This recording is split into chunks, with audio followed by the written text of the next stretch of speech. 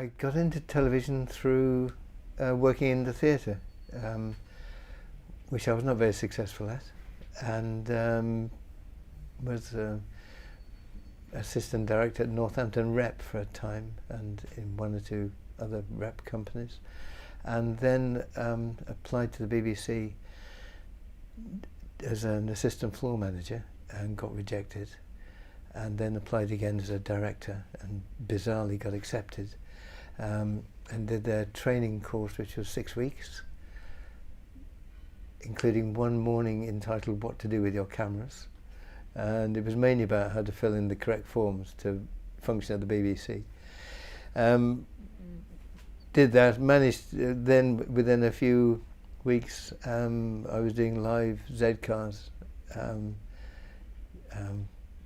at TV Centre, where it was the production was going out live to several million homes, and that was a baptism by fire.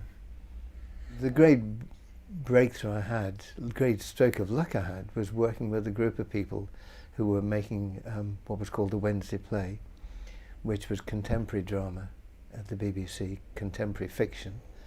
And each week we would put on a play or about what was contemporary life, modern drama.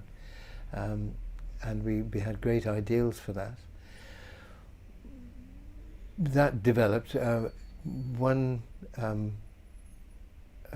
play, stroke film, that I was able to do with Tony Garnett, the producer, was Nell Dunn's book called Up the Junction. And that was a bit of a breakthrough for us because it enabled us. We found a way of making it as a film rather than as a studio play. And it transformed the style of working in fiction, and it became more like a film. Nell's partner, Jeremy Sanford, wrote a piece called Cathy Come Home, and that was a significant moment for us. And because it was well received, we got an offer to do a film, where I did. Nell's book had written another book called Poor Cow. The producer wanted to make a film of this book, and so that's how Poor Cow came about. And it had the same actress in, Carol White, who'd been in Cathy Come Home, and she'd also been in Up the Junction. So she was very identified with that, with those films or plays on television, which had been seen as a breakthrough. Well, Nell was writing Poor Cow really when we were doing Up the Junction and Cathy Come Home, so I knew of it. She was talking about it then, and then I read it as soon as it was written. So I knew about it really before Joe Yanni asked to produce it. Adapting was very straightforward. I mean, it is the book essentially, and it was a question of finding the moments in the book and the scenes that would string together and make a little impressionistic narrative. It's very impressionist. I mean, it's just little moments. And Up the Junction, which was Nell's other book, I mean, is just little moments of little scenes of contemporary life, based around the three main characters in Up the Junction, and again based around this character of Joy and Poor Cow. And so there is a storyline, but it's quite impressionist. It doesn't follow the conventional narrative drive, you know. It's more like a mosaic of little complementary scenes. Joe Yanni was a film producer. Obviously, I'd only worked in television. I'd worked with good producers in television: David Rose, Jimmy McTaggart, Tony Garnett, and their way of working was very close to the project. I mean, they understood the centre of what we were trying to do and were committed to it.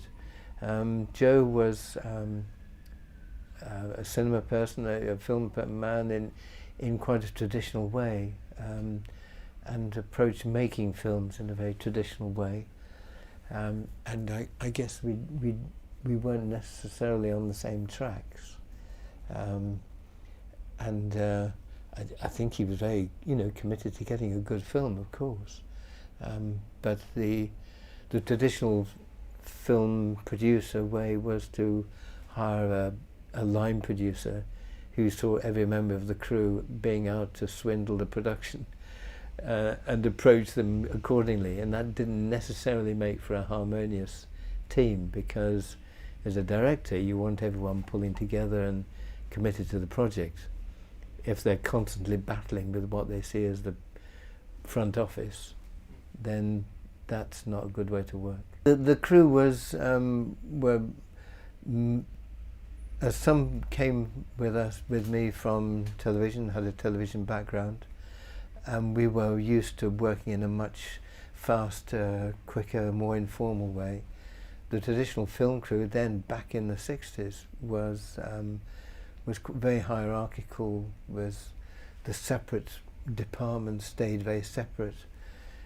It tended not to be cohesive, and so there was a tension both between departments and between those who came from television and those who came from the traditional film industry, and putting the two together wasn't necessarily the best way to get a good team going. But we got through, I mean, there were good people everywhere. We got through. It took twice as long as it should have done, but well, we got there. Carol was, and her kids had been in Cathy Come Home, so I knew Carol well, and she was the obvious person to play the part. And Joe was very keen for her to play it because she was well known because of Cathy Come Home. The other casting was, we just had to look. Joe suggested, and also Nat Cohen, who was the distributor and backer, suggested Terence Stamp, and he was good. I enjoyed meeting him. I enjoyed working with him. He was very loyal to the production. He was well known, and his agent, I think, made demands that we weren't necessarily accustomed to, like a big trailer, and that wasn't terribly useful. But Terry Stamp himself was really good and a nice guy, and we got on well. Of all of us, he was the one who had he had a reputation and a presence in films, and I didn't, and Carol didn't really. But he was brave. He just had a go, and he was committed to it, and he was good. I liked working with him. The dialogue's mainly there in Nell's book, but you try to make it live and have a sense of spontaneity. So yeah, you throw things in and take people by surprise, and there's probably more improvisation in Poor Cow than I ever used again. But it's when we'd finished it, we pared it down to quite close to what's in the book. The idea of little linking chapters, I mean, it was little cards on the screen. It was something that was quite current at the time, in the French films of the time. I think it was something we'd used before, and because it is a fragmented story, it's not a hard-driven narrative. It is impressionistic. Just seemed appropriate. Carol was always terrific to work with, and very talented girl, really, and very vulnerable, and made herself vulnerable, and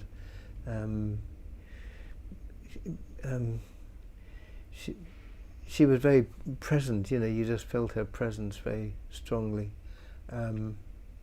Good fun.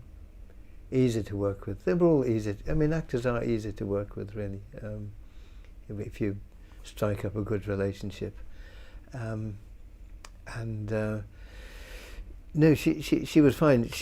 We agreed that she could do a film with Michael Winner at the same time towards the end, and that wasn't. In the retrospect, I regretted that, because on his films she was treated like a film star and given special cars and special hair do's and special this and special that, and she was very young, and that, I think, maybe gave her a false impression of what being a film star was, and she felt,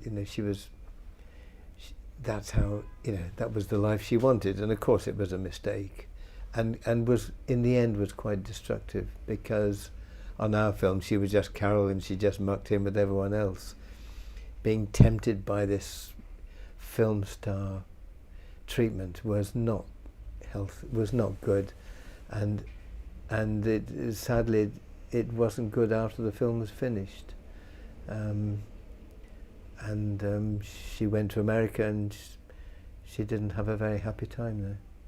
Nell knew Johnny Bindon, and he was a feature in a well-known character in Fulham, young man, up to various kinds of mischief, with alleged connections to the royal family and all kinds of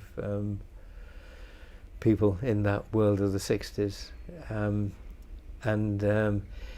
He certainly knew the world of small-time criminals in one way or another. I don't quite know how, and didn't ask.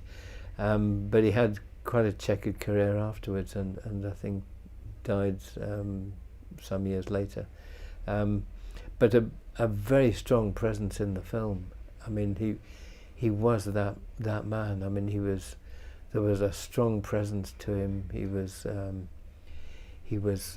You felt there was an air of danger around John. He was brilliant with me, and brilliant on the film, and very always supportive of what we were doing, and couldn't have been better to work with. But you sensed that he brought with him a hinterland that had a sense of danger. He had the talent to be a really good actor. He certainly had the talent, but I think life intervened, really.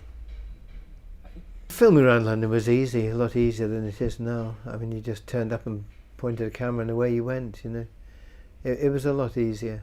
People were more innocent about filming. I think it wasn't so common. The people we filmed hadn't grown up with filming taking place, so people were generally more enthusiastic and more accepting of a film crew. I think London was a much more attractive city in the 60s architecturally. I mean, these monster tower blocks we got now, for foreign investors to come and buy flats as investment and keep them empty and disfiguring the landscape of London. London's been wrecked by bad developments encouraged by politicians for greedy people to make money out of, whereas the people who live here, the Londoners, are being squeezed out. So I think a lot of London has been wrecked, and the simple architecture of the 100 years ago, or those terraces, which are obviously they needed regenerating, but as houses far more substantial than living on a high rise block. Those terraces have been destroyed, and shame on the people who did it, and what a tragedy for Londoners. I can't remember how we met Donovan. I can't remember. I mean, the words of the song are thing by Christopher Logue, who is a writer I'd worked with, and I think it was probably through Christopher who'd written the words of the song at the beginning, which are terrific words, actually, terrific words. And so I think it was through him, and then Donovan had set it to music, and yeah, I remember he was a nice guy, came and sang his songs. I had no idea whether the film would be received well or not.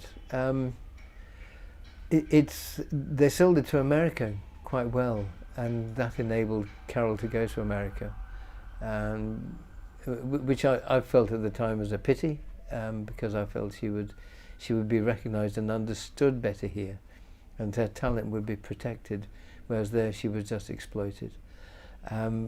But yeah, it did go quite well, I think. But it was in that 60s wave of the London of the time, the songs of the time, the sense of life and vitality that there was around then. I think looking at it now, it's very much the film you make as a first film. I mean, it's full of mistakes, full of little misjudgments. Some scenes go on too long, some are indulgence. Sometimes it just needs a stronger spine. Sometimes it could be much tougher. It's quite gentle. It's quite a forgiving film in a way. I think if I'd done it a few years later, it would have been tougher, sharper, and probably crisper. So I'd like to get the scissors to it and take 10 minutes out now. But it is what it is, that's how it was.